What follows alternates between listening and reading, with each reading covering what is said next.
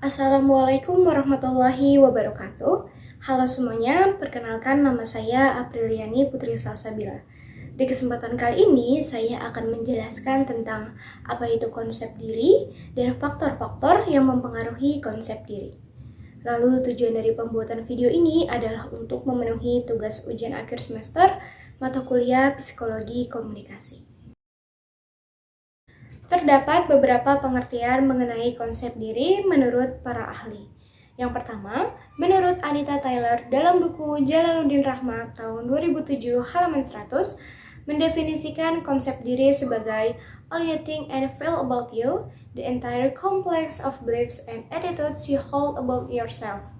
Konsep diri meliputi apa yang kita pikirkan tentang diri kita sendiri dan apa yang kita rasakan tentang diri kita sendiri.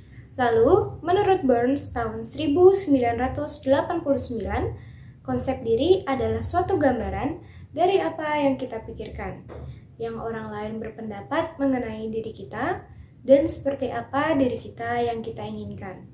Yang mana konsep diri merupakan berbagai kombinasi dari berbagai aspek, yaitu citra diri, intensitas afektif, evaluasi diri, dan kecenderungan memberi respon. Lalu yang terakhir, menurut William de Brooks dalam buku Jalaluddin Rahmat tahun 2007 halaman 99, mendefinisikan konsep diri sebagai tools physical, social, and psychological perception of ourselves that we have derived from experience and our interactions with others. Konsep diri adalah pandangan dan perasaan kita tentang diri kita sendiri. Persepsi ini bisa bersifat psikologi, sosial, dan fisik. Persepsi yang bersifat psikologi misalnya pandangan mengenai watak sendiri. Persepsi yang bersifat sosial misalnya pandangan tentang bagaimana orang lain menilai dirinya. Lalu persepsi yang bersifat fisik misalnya pandangan tentang penampilannya sendiri. Konsep diri adalah sebuah gambaran, penilaian, dan pandangan tentang bagaimana kita melihat diri kita sendiri, menilai dari berbagai sudut pandang tentang diri kita. Namun, ada beberapa faktor-faktor yang mempengaruhi konsep diri, yaitu orang lain dan kelompok rujukan. Faktor-faktor yang mempengaruhi konsep diri. Yang pertama ada orang lain. Harry Stark Sullivan tahun 1953 menjelaskan bahwa jika kita diterima orang lain, dihormati dan disenangi karena keadaan diri, kita akan cenderung bersikap menghormati dan menerima diri kita. Sebaliknya, bila orang lain selalu meremehkan, menyalahkan, dan menolak kita, kita cenderung tidak akan menyenangi diri sendiri. Dari pengertian tersebut dapat dipahami bahwa ketika orang lain memberikan persepsi atau penilaiannya terhadap diri kita, maka kita akan membentuk sebuah konsep diri dalam pikiran kita. Seperti contoh, ketika orang lain mengatakan bahwa saya adalah anak yang pendiam, maka secara otomatis saya akan membentuk diri saya menjadi anak yang pendiam.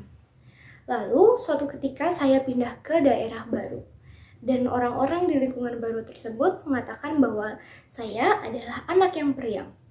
Maka, dibutuhkan waktu yang cukup lama untuk saya membentuk pribadi yang baru, yaitu pribadi menjadi anak yang periang.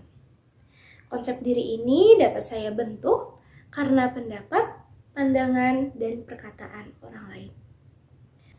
Lalu faktor yang kedua ada faktor kelompok rujukan. Dalam pergaulan bermasyarakat, kita pastinya menjadi anggota dari berbagai jenis kelompok yang ada. Setiap kelompok tentunya memiliki norma-norma atau aturan-aturan yang ada, baik tercatat maupun tidak, yang ada dalam kelompok tersebut. Ada kelompok yang secara emosional mengikat dan berpengaruh langsung terhadap pembentukan konsep diri. Seperti contoh, ketika kita di dalam sebuah komunitas wartawan se-Indonesia, dalam komunitas tersebut tentunya memiliki banyak norma, yang dimana kita sebagai anggota harus menerapkannya, sehingga kita terikat dalam norma dan menjadi tolak ukur kita dalam bersikap dan berperilaku. Kita akan merasa berada dalam komunitas tersebut lengkap dengan seluruh sikap dan perilaku kita yang sudah sesuai dengan norma yang ada, sehingga kita dapat melihat pembentukan konsep diri dalam perkembangan kita. Sekian materi yang dapat saya sampaikan, semoga bermanfaat bagi kita semua yang melihat dan mendengarkan. Mohon maaf bila banyak kekurangan. Wabillahi taufiq wal hidayah. Wassalamualaikum warahmatullahi wabarakatuh.